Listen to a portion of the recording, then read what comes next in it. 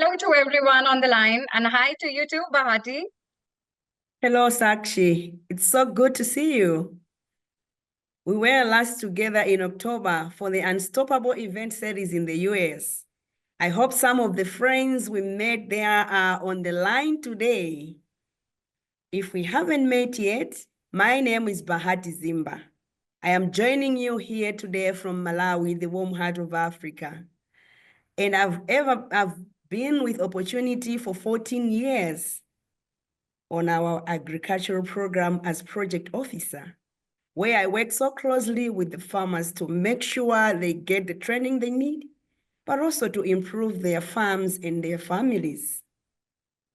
I'm SAKSHI SODHI. I've been with Opportunity for 5 years now, working on our education team as a technical assistance advisor, where I work with our financial partners to unlock capital for our schools. I'm dialing in today from India, and it's so good to be with you all today. We are so grateful that you've taken our time to be with us. Your presence, your energy, and your hope fuel everything we do. SAKSHI, did you know we have people registered from 14 countries and from all across the United States? Please put it in the chat where you are joining us from. This is the first of the two webinars that we are going to have. But today, we'll start the conversation by talking about two things near and dear to our hearts. What it really means to serve the most marginalized people in the world, and how we bring partners to the table who can serve alongside us to scale our work. Today, you'll be hearing from some of our most passionate colleagues from different parts of the world, the very people who wake up each day determined to break barriers for the most marginalized. Towards the end of our program, we'll open the floor for your questions, and to answer them, we'll have our CEO, Atul Tandon, Head of Education, Andrew McCusker, and Head of Agriculture Finance, Tim Strong. As you journey with us today, we would love for you to share your reflections, emotions, words of encouragement in the chat. Your voices matter. So please think of this chat as our shared space, a place where hope, empathy, and connection can flourish. If at any point you experience any technical difficulties, please don't worry. Just use Q&A button to reach out, and our team is right here to resolve it for you. And don't forget to also mark your calendars and join us for part 2 of Breaking Barrier series on June 18. As in our next session, we'll unveil the incredible digital innovations that are opening new doors for our clients every day. I would now love to bring up Atul Tandon. Atul, we are navigating a world that's evolving faster than ever. Could you help us unpack the current landscape we are operating in? Thank you, Sakshi. Thank you for inviting me to this conversation. And thanks, everybody, for joining. For those of you I have traveled with so many years, thank you again, one more time, for being there for us and for our clients, for the poor. And those of you who are new, welcome again into this, what I believe to be one of the most important conversations that's happening today anywhere on the planet. The conversation about how do we go about now building the enterprise of helping poorest people on the planet climb out of poverty, build the incomes that they need to not be in poverty anymore. That enterprise and the big change that's happened in the last about year, since January last year, is that our collective government assistance for humanitarian development is declined by about $100 billion. Put that in context, put together philanthropists, people like you and I, fund about $50 to $55 billion every year. So obviously, the solutions as we look to the future are in building more efficient and more effective models of humanitarian assistance, of the proverbial, how do we teach, not hand a man a fish to eat, but really teach the woman to fish so that she can feed the family every day. What I would say to you is what opportunities learned over the last 50 years is not only how to teach a woman to fish, but really how to teach a woman to sell fish and chips, because that's where the real money is made. When you look at our story, opportunity story, and really dive deep into it, what you discover is three things. And those are the three things I'll leave with you for this conversation. One, How do we take your philanthropic dollars and get local banks to lend more? Just last year, 146 financial institution partners lent out $2.5 billion. $2.5 billion to 21.2 million clients of ours in 30 plus countries. How do you take the best teachers, the best farmers, the best proprietors to come alongside each other and train each other? Just on that, just last year, about 3,000 farm support agents helped equip 1 million farmers how to grow more and how to get more. Thousands of teachers equipped thousands of other teachers. So those numbers, and I'll leave those numbers with you, but Opportunities model of taking philanthropic dollars, combining them with local talent, local capital, and leveraging that impact, the multiplied impact, to address what we believe to be the number one avoidable cause of human death and suffering, which is poverty, is the call of the day. So, Sakshi, as I hand back to you and stay on for what I promise is to be a very rich conversation, a robust conversation, looking forward to hearing more and engaging more. Back to you, Sakshi. Thanks for now. Thank you so much, Atul. We appreciate you joining us and look forward to seeing you back here in a bit for Q&A. Many of you who have been part of Opportunity's journey over the years know this about us, that we have never stood still. Innovation has always been in our DNA. We are constantly seeking out the next unmet need, asking, who is being left behind? And this reminds me of an incident about 7 years ago, which now appears to be a turning point in our work. Atul challenged us with the next deep question, not just what's the next need, but who are the people carrying the heaviest burdens? Around that time, the microfinance industry was shifting its focus towards serving higher income groups, creating a growing gap and leaving behind millions who live on less than $2 a day. This gap became our calling. Since then, Opportunity has made a deliberate, strategic shift to walk towards the hardest places to reach those living in extreme poverty. Today, there are more than 700 million people living under these conditions, and each one deserves to be seen, to be heard, and to be given a real chance to build a life of dignity and possibility. Bahati, tell us what it looks like to live on less than $2 a day. In my job, I work with these people every single day, Sakshi, and I see what poverty looks like, and I've understood what poverty is.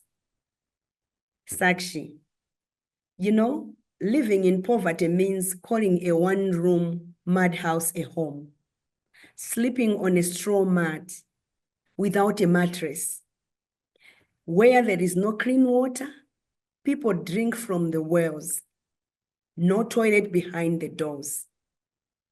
When the rains don't come or come too much, crops fail, and dinner becomes meal a day or none at all. People sleep on empty stomach. Walking miles is the order for the day. They walk to the market, long distances. They walk to fetch water, long distances. Even to carry their produce home, they have to carry it on their heads. I am talking about school, which is just a dream. It's not a guarantee. Fees for uniform and books are too much. Children leave classrooms just to work in the fields, just to have their fees being paid for. When someone falls sick, the hospital is too far. Even if it's near, they do not have funds that they can pay for their medical expenses. Living in poverty is not just about lacking money. It's about lacking choices, connections, and chances. And yet, through it all, the smallholder farmers carry on with grit, with hope, but also with resilience. And that's where our work begins. That's so true, Bahati. When poverty is this deep, this personal, it's so important to start at the right place. So we Yeah. started looking for the people the world had overlooked. We Mhm. found subsistence farmers working tirelessly on small plots of land, but still unable to grow enough to feed their families. We found schools tucked away in the most marginalized and underserved communities. We realized that to truly serve these communities, microfinance can only take us as far. We had to reimagine our model, to adapt it, creating savings group for families surviving on less than $1 a day. The goal was simple but profound: to help them earn a steady income, to help them dream a little bigger, and to eventually connect them with the formal financial systems that had long felt out of reach. This model has worked well for us for over 50 years. No matter who we're serving, we're bringing either financial services, training, support, or a combination of all three, with the same goal of helping people build their businesses, earn an income, and send their children to school. And in fact, a recent study by 60 Decibels showed that 92% of our clients did grow their income. So the model works. But the reason it works is because we are tailoring it to these special needs for our communities. Because you can provide all the resources you want, but if you don't make sense for the environment where they will be used, they won't be effective. I asked a few of my colleagues to share what it looks like to tailor our services to extreme low-income communities. Let's hear from them now. Hi, my name is Giselle. I'm the Marketing and Communications Coordinator here in Colombia. And today I'm with my colleagues, Georgina and Laura, visiting a savings group called La Fuerza de Cristo. And what they are doing as a group, it's honestly amazing. If you're not familiar with the savings group program, this is one of the key ways opportunity is helping to serve low-income communities around the globe. When you live in deep poverty, you may think you can't save, but our clients prove the opposite. You also may not be ready to receive a loan from a formal bank, but that doesn't mean you should go without any financial services. This savings group in particular, it's made up of 14 people from the community who come together, and each week they receive basic financial and business training from my colleagues. They slowly pool their savings, and when they have saved enough, the group can make a loan to their out of their own savings. They are like their own bank. What we found in the extremely low income communities is that group members often take some time to save enough to qualify for a big loan.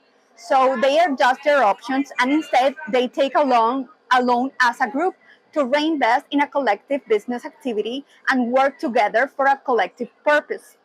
In this group, they each pitch in, and with just $40, they organize a group ice cream sale. They ended up making 139% profit, which they reinvested back into the group savings. Several members said even that without this group activity, they wouldn't have been able to save this much on their own on this short amount of time. That's the power of working together, because this is more than a savings group. It's a community that builds real opportunity. My name is Tim Strong, and I serve Opportunity International as our head of agricultural finance.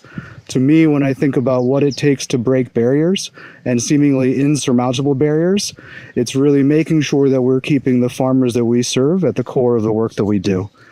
It's small farmers that produce 30% of the world's food supply systems. Within the economies that we serve, smallholder farmers like the one responsible for the sorghum farm that I'm sitting in today, they produce nearly 70% of the food supply.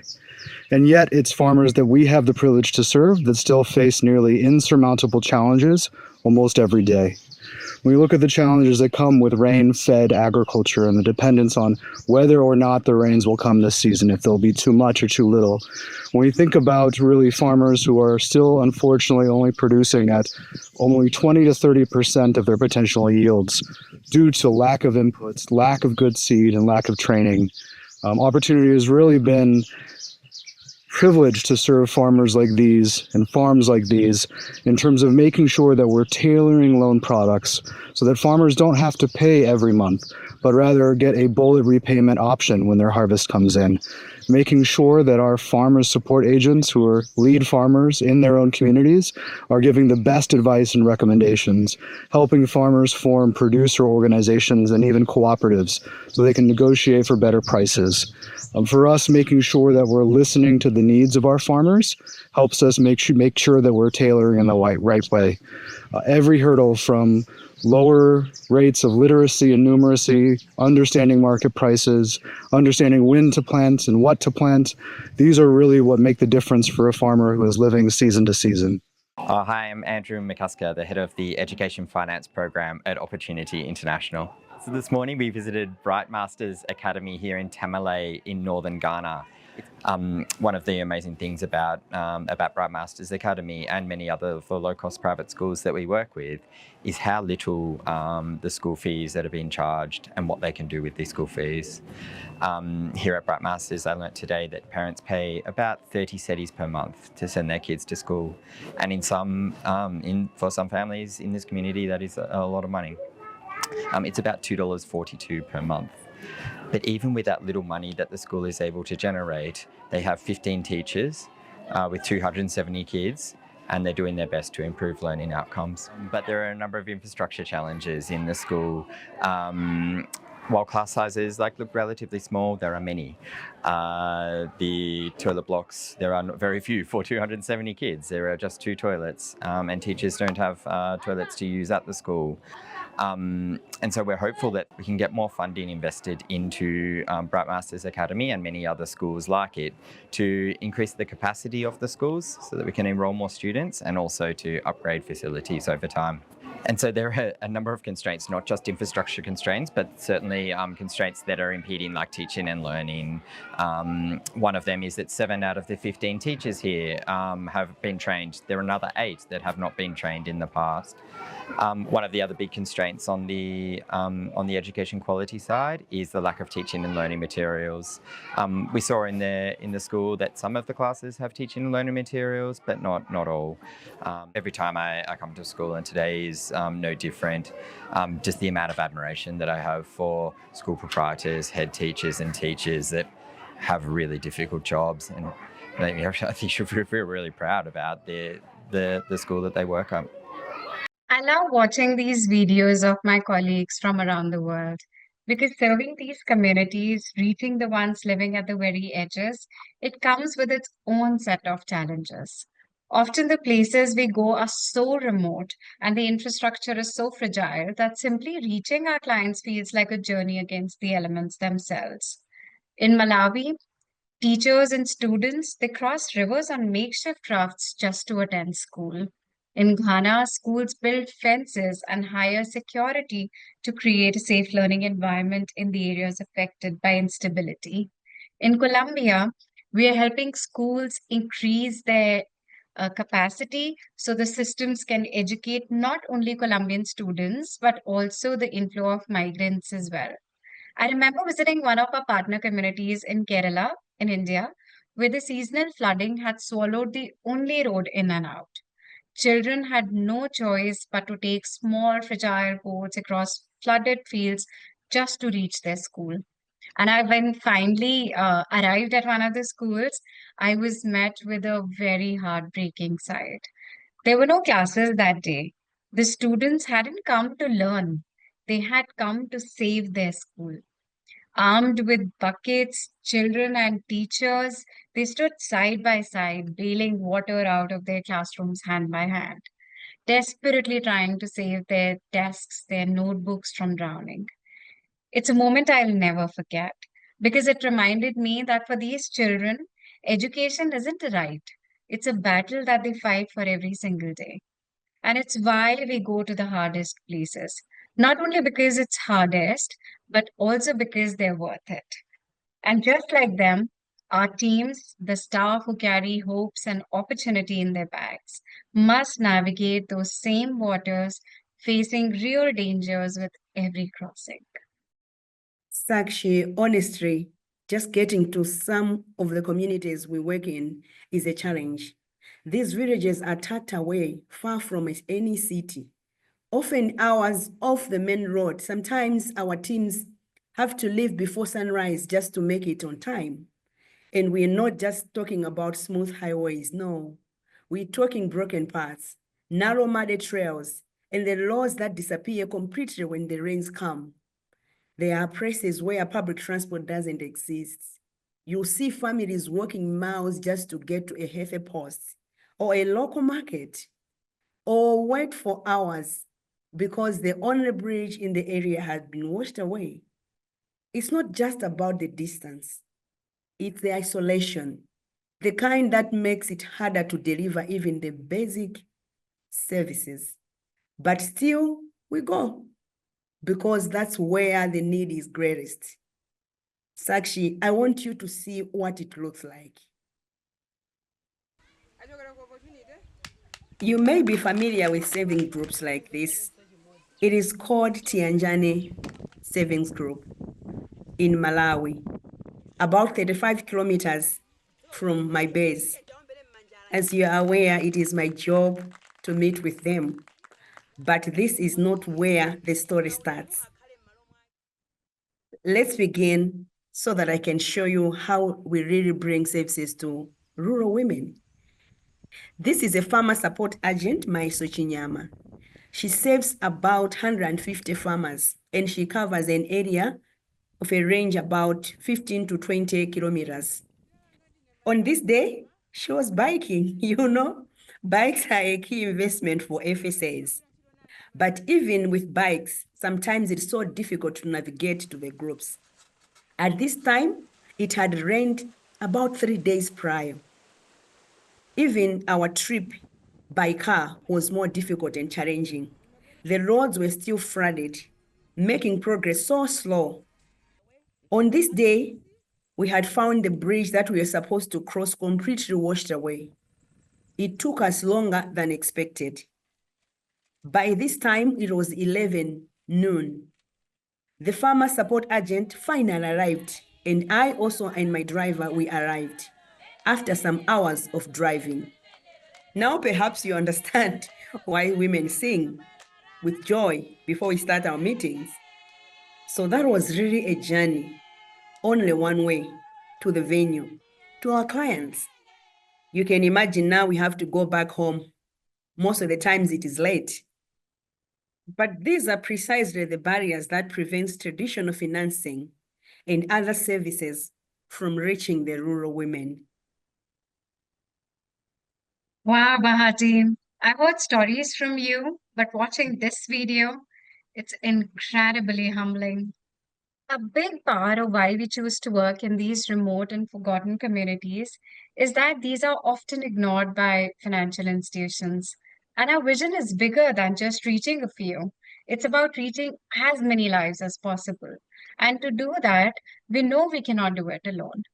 Scaling our impact, reaching deeper and further, it requires more than just ambition. It requires strong and aligned partnerships. Partnerships that are not just transactional, but rooted in trust, in shared values, and in commitment to impact.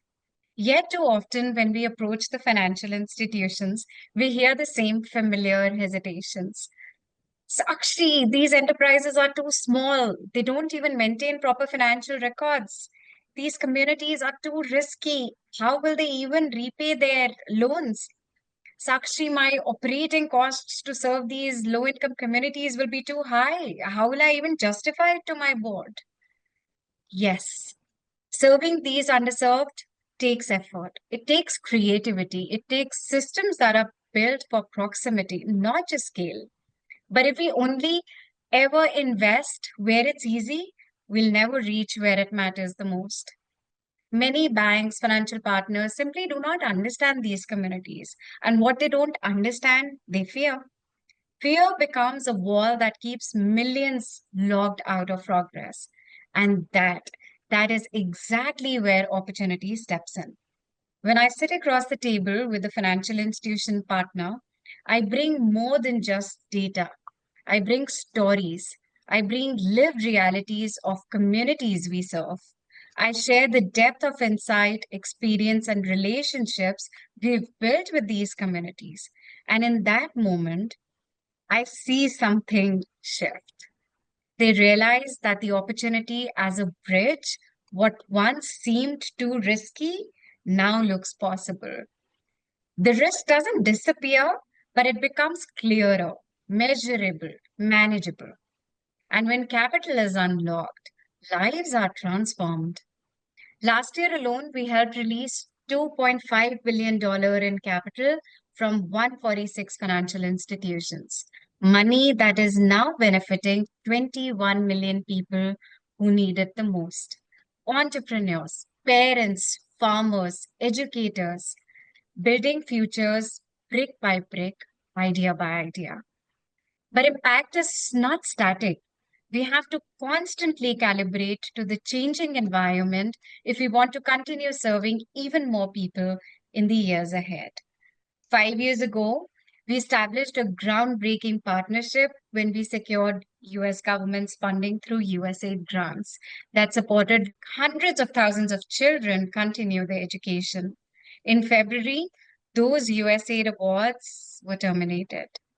That single decision created a gap of $5 million that directly affects 300,000 children. Let me be clear.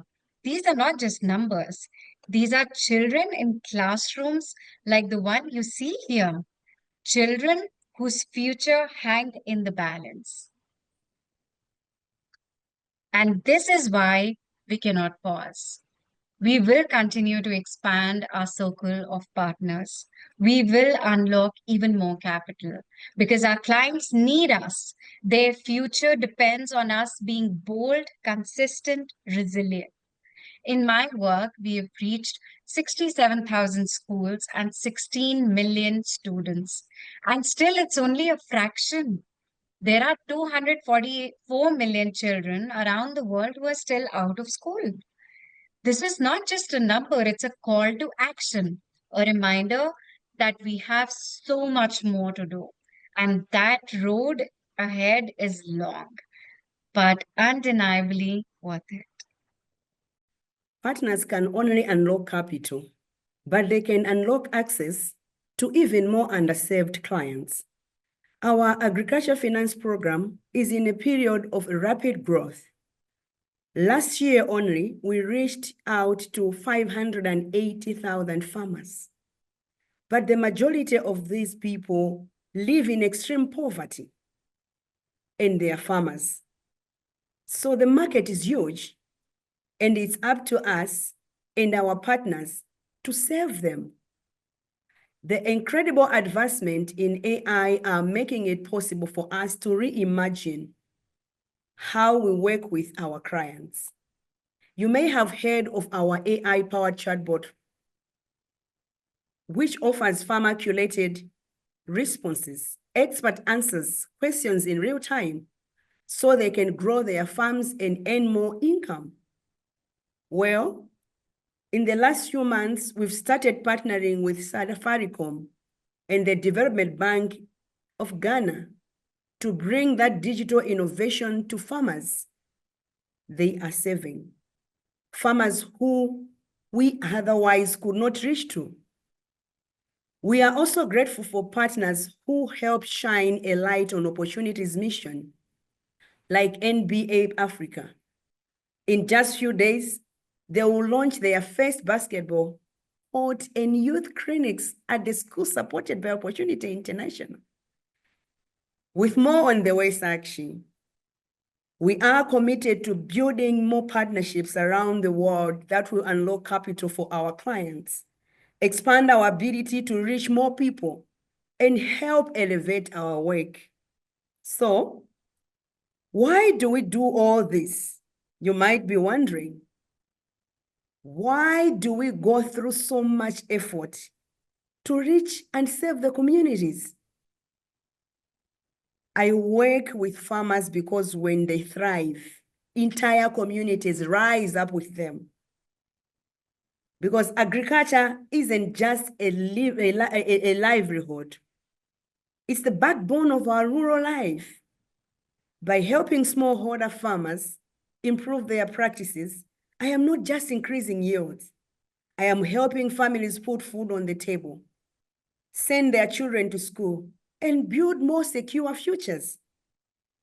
SAKSHI, farmers are frontline of food security. When they succeed, hunger retreats. My work, my role ensures they can grow more, earn more, and feed more. Not just their families, but I'm talking of their neighbors and local markets, even us in the offices. It's a ripple effect that touches every corner of the community. For many farmers, poverty is a daily reality. That's why I work not only as a trainer or a guide, but as a partner. I work with them. I support them and help them unlock pathways out of poverty, because everyone deserves a fair shot at a better life. And at the end of the day, knowing that my efforts are helping real people live with more dignity, more choices, what else? They will live in hope. That's what keeps me going every day. I don't just want to make a living for myself. I want to make a difference. How inspiring is that, Bahati? And my why is very similar. Reminds me of what happened with me last week during my field visit in Chennai. We tried interviewing a mother to understand from her why does she choose a private school over a public school. You know, Bhati, we did several takes with her. We tried asking her different questions, but every time she started talking, she got emotional. Emotional about her hardships and how, because of her family's financial struggles, she's convincing them to not let the girls drop out from school. When I see a mother like Muthu fighting every day to keep her daughters in school, I'm reminded why I do what I do. Because she is not alone. There are thousands of mothers like her. Mothers who are carrying the weight of hope on their shoulders, refusing to let poverty define their children's future. In our conversation, she said something that's going to stay with me forever. She said, even if I eat less, even if I wear old clothes, my daughters will study because this is the only inheritance I can give them. I don't want them to become me when they grow up. Oh my God, I got goosebumps narrating that. Her words are powerful reminder of how much they need us.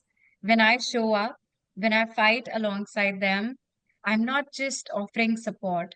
I'm helping her finish the battle that she's been fighting for far too long.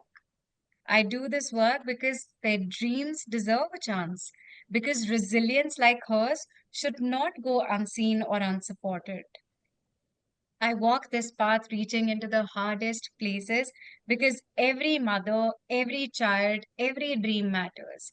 And this has the capability to change the future their children will inherit.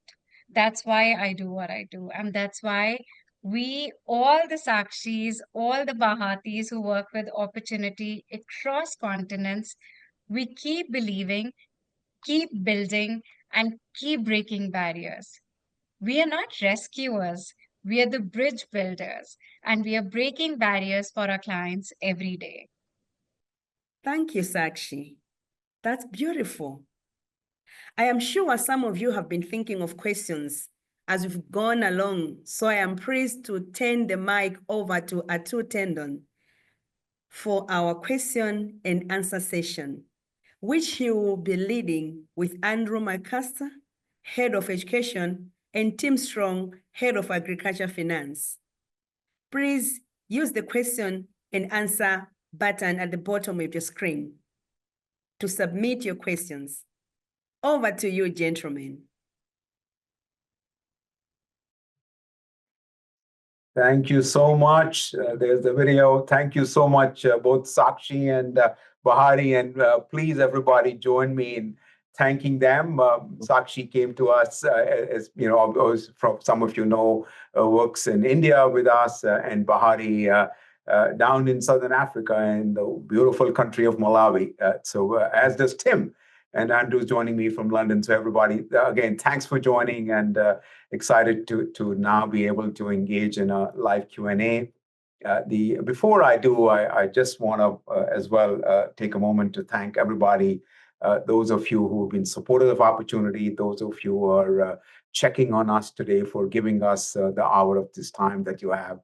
We take that as an investment of interest in opportunity, but really as an investment in our clients, some of the poorest people on the planet who survive on the margins. And our job together is to get them to thrive on the highways and the fairways in the center of the economic activity, to get them to build incomes and lead better lives, for educate their children, sleep better, eat better. And that's what opportunity has been about for now 54 years. So with that, Robert, you asked, and thanks for asking, you asked probably the most relevant top-of-the-mind questions, Robert Bergman.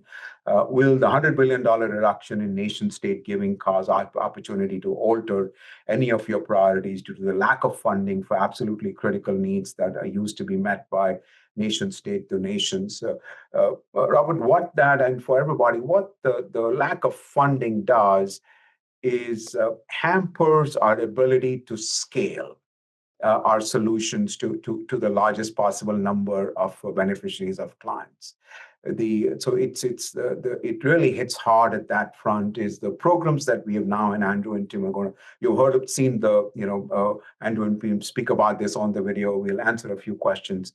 The programs we are today running with smallholder farmers to help them build incomes, with school proprietors and families to educate better, with millions of small traders to get them to earn a better living, doing small businesses. Those programs have been honed over many, many years of practice.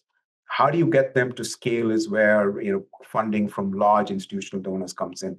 And that's what's really being hit hard. And that's where important for us to find alternate sources of funding from private philanthropists, people like yourselves, from corporations and foundations, so we can continue to scale. The other part is the innovation part. Is some of the sovereign governments took a priority to fund very specific innovation sectors, whether it's technology, whether it's climate, whether it's others. So that will probably suffer over a period of time. But really, for opportunity, it's a question of scale. So that's sort of one question to ask. The other, Robbie Fast asked a question on Tim Strong. I'm going to come to you. Is what is your best resource when it comes to the needed creativity to bridge the poor to financial institution resources? What are, Sakshi portrays a one-on-one relationship with bankers. What are other effective inroads? So, Tim, over to you. Thanks, Atul and Robbie. I would agree that's very much a fantastic question, really targeting the core of our work and why we really do the service that we do. I really like the expression that this has really been a long obedience in the same direction. Really making sure that we're building on strength upon strength as we go through this. So, it really takes two sides of an equation. Making sure that we have good clients for those financial institutions. So making sure that we support our farmers, our students, our school proprietors to understand what debt is actually for, what financial services can be available, how to use them, how to repay, how to make sure they're linked in. The other piece is making sure we have the right partners. So our financial institution partners are key, how we select them, how we support them, and ultimately using the same leverage of peer-to-peer. So farmers learn best from other farmers, financial institutions learn best from other financial institutions. So we've been thrilled to continue to build a community of practice so that they're really learning from each other and crowding in best practice on serving the poor. Thanks, Atul. Thanks, Robbie. Thanks, Tim. Let me stay with you, and I know there are other questions as they're coming in. We briefly spoke about, obviously, you currently have a program that helps essentially farmers get loans from banks, or other banks as well, to give loans to farmers. And that program's not only a 1:1 program, but it's also a 1-to-many program, right? Where there are banks that are giving loans to small savings groups. To describe that a bit, because that multiplier lies at the heart of opportunities model. How do you go from one farmer to 30 farmers to 100 farmers to 150 farmers at one go? Training and support and then financing. So describe that multiplier of what happens with loans to savings groups and how do you organize around those? Yeah. So that was actually really well highlighted by BHAHATI in the earlier sessions too. I'm really excited to see how our farmer support agent network has been growing in terms of local lead farmers. Atul, I think in the intro you also mentioned having the best farmers to serve their own communities.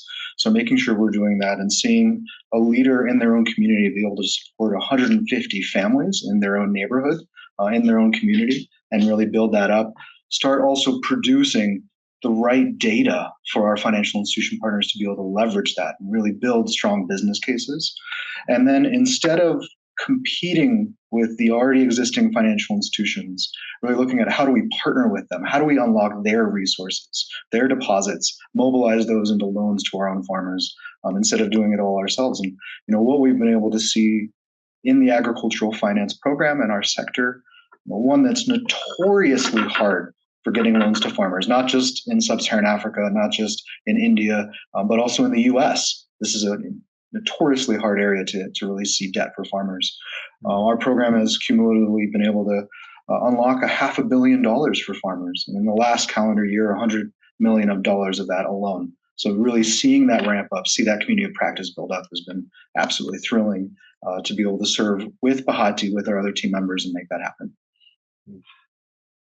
Thank you so much. And I know there's a next question I'm going to turn to Andrew McCusker, head of our Global Education Finance Program. Andrew, we've all been talking about the Rapid Response Fund, the appeal that we set up when USAID pulled out of the projects that we had in Africa. So what's happening on that? How is the Rapid Response Fund gone? And what's actually happening on the ground in these countries? I know specifically there were 3, but many more are impacted as well. Over to you. Yeah, thanks, Atul. I think you'll remember from January and February, we had quite a few difficult days between us as we were giving this news about the change in the funding position of the industry of opportunity in the education finance program. Thankfully, as a result of going to work and, as you mentioned, looking for other sources of funding to replace some of that funding gap, we quickly launched a rapid response fund, which I think many of you on the call would have seen, and I'm very grateful for so many contributions that we received to that. Since that time, we've raised more than $2 million of the $5 million of commitments that we lost from the US government in pretty short time. As a result of that, we've been able to resume our programming in the 3 big countries that we were working with USAID funding.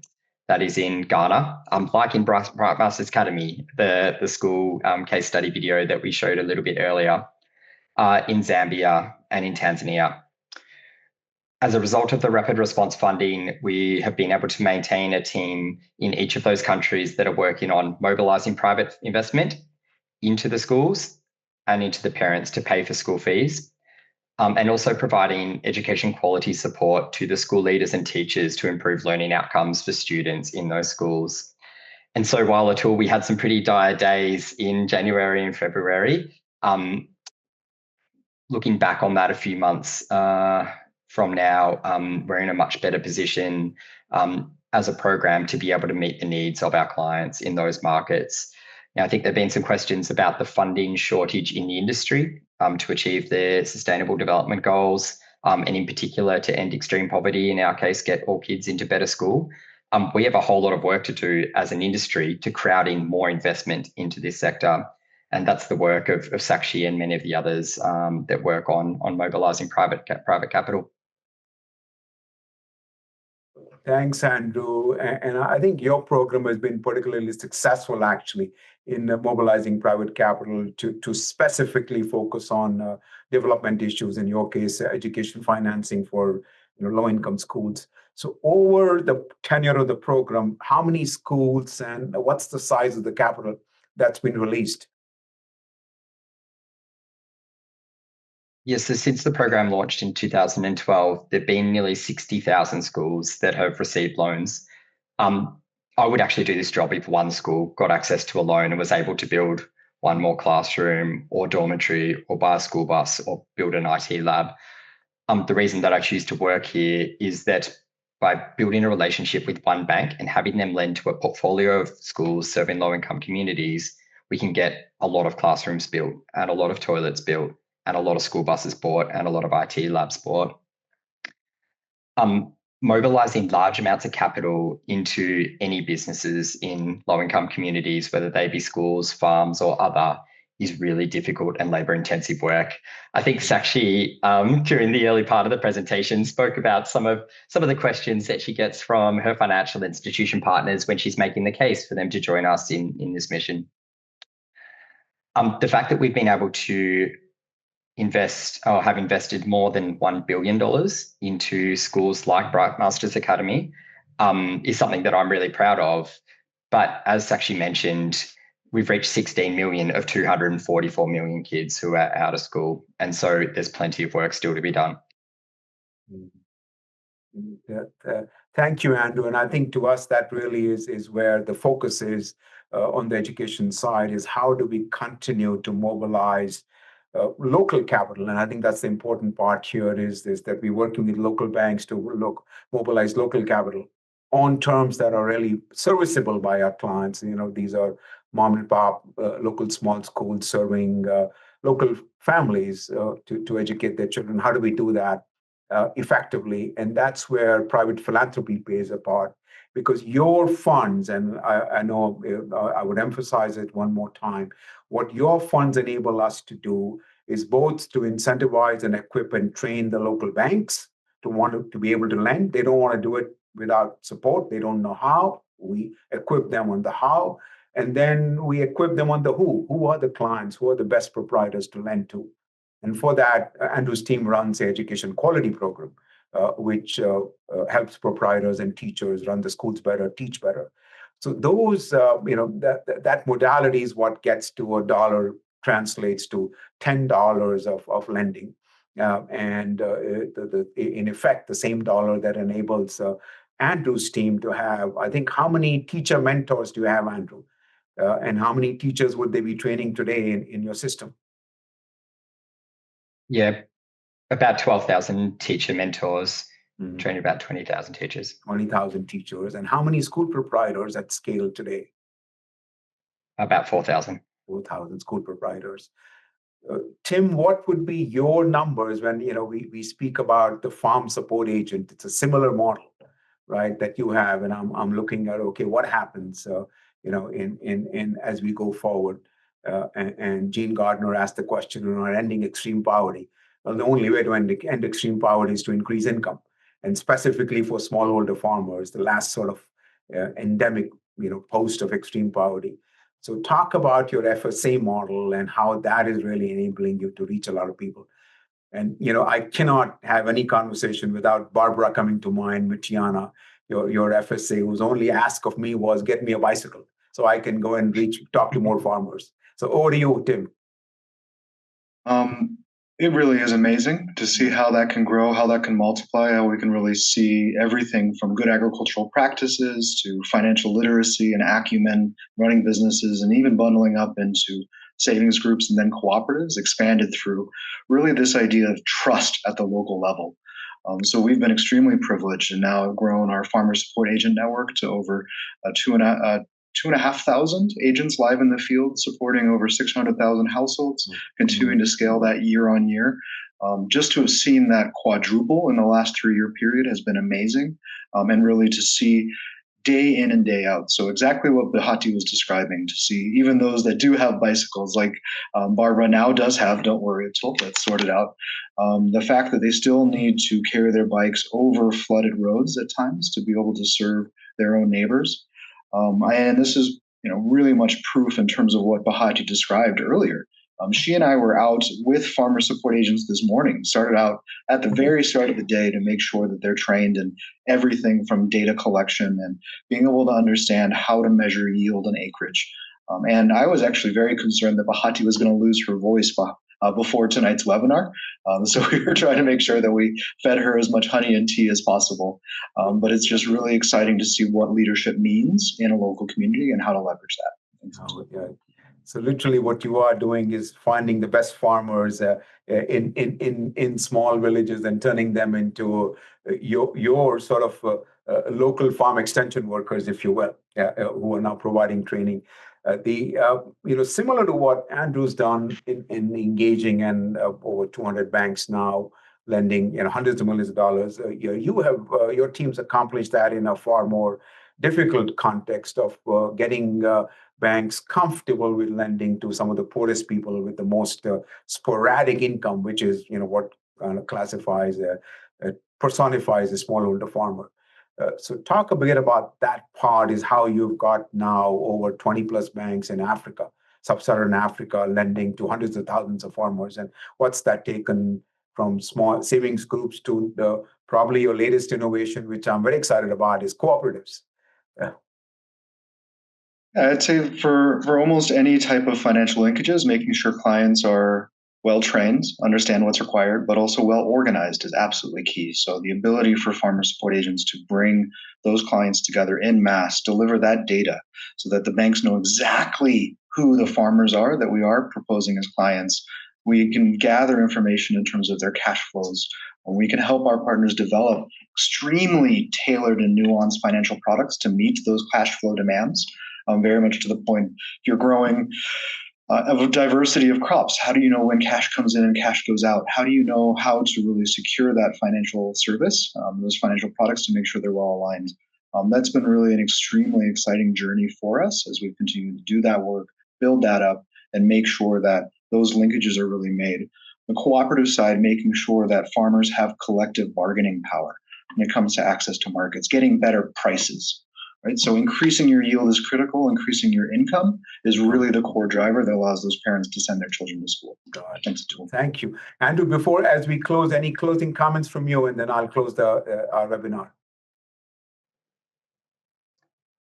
No, just to say delighted to see SAKSHI presenting. It's the first time that I've seen her live, and she did such an awesome job. She did a great job. Yeah, thank you. Thanks again, Andrew. And there are a number of questions, and let me just kind of wrap up those questions, and then we'll close. James was asking, what's the percentage of our private philanthropy versus sovereign government funds? We were tracking about 75-25. Now we are at about 90-10, and we'll stay there. As we go forward, because we clearly see the merits really of relying on for our programs. I mean, the families we serve are very, very, very poor. They need stable hands in terms of support, stability in terms of skill building, stability in terms of financing, because almost everything in their life is uncertain.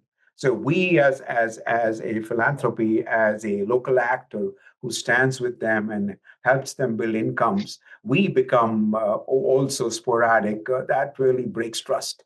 So for us, it's important. Your contributions are the most important in continuing for us to engage. One question, Jean Gardner, you asked a very important question, very close to my heart. I grew up in a family with very little means. And the reason I work here is that my team does and I do. We want to see an end to extreme poverty in our lifetimes. The original number that the folks at the World Bank had put out as a target and the UN was 2030. Unfortunately, we're not going to get there. Lots has happened between COVID and now, the tumult of wars and famines and so on, the setbacks in funding being cut back. But I have to tell you and assure you that it's not only this team, but hundreds of people, thousands around the world who committed to that task. And, today, even compared to 5 years back, the number was about 850 million people living on less than $2.15 a day. Now we're down to 700 million. If we can continue this work, we will see that come to zero. It might not happen by 2030. It might not happen by 2035. It will happen in the next 10 to 15 years. It will happen. The course of progress has been so phenomenal, anchored on the people on this call. I don't believe that other forces will stop that. And to that end, organizations like Opportunity become very, very important to find innovations. Next webinar, I'd love for you to join. We're going to focus on digital innovations. What is really happening? How are we bringing Opportunity, some of the most cutting edge technology to help the poorest people? So it's like 21st century technology helping a 19th century farmer. Literally, it is like that. And how does, what's the role that Opportunity is playing in work we are doing? Going to be very exciting. So I will really welcome you to join. The other, I'll ask the team to put in the live chat, is a link to our impact report for 2024. If you haven't seen it, please do. All the numbers we spoke about are there and far more, which present in great detail what exactly Opportunity, with your support, has accomplished over the last year. And we have a commitment to produce and present to our donors and supporters and to the world at large our annual impact statement. So this is a continuing report. You can take a moment to read the previous one. And as we close, I will just say the question on what will make the biggest impact on Opportunity's ability to serve the extremely poor. What literally will make the biggest impact is your continued support. We have probably the largest network of bank partnerships in the world today. Getting market-based capital to serve the interests of the poorest people on the planet on terms that they can support. We have a massive network of local model farmers, the best teachers, the best proprietors, the best small traders, training others to support them, to give them the skills and to support. We have a network of staff, highly qualified. You saw SAKSHI and BHAHATI and people like them around the world. We are all ready and working. But we can't do this together without all of you. So for where this comes together in really a web of mutually supportive relationships. Think of Opportunity as a bridge between what the change you want to see in the world and the poorest of the people on the planet, the change they want to see in their lives. So our job is to be the most effective bridge builders and managers that we can be. And we want to assure you we try very hard to doing that. We look forward to being a bridge that you can walk over, shake hands, and hug the people on the other side. So with that, thank you so much. And I believe a recording will be available. We'll send it out. We thank everybody for joining. We thank the Lord for His blessings on this work, that He's allowed us to do this all these years, and your favor and support that you allowed us. So for all of you, we thank God, and we thank Him most of all for our clients who strive very, very, very hard every day to live better than the previous day. And to them and to all of you, I wish you a wonderful day and a wonderful rest of the day and a wonderful week and month and years ahead. So to that end, bye for now, and we'll be in touch.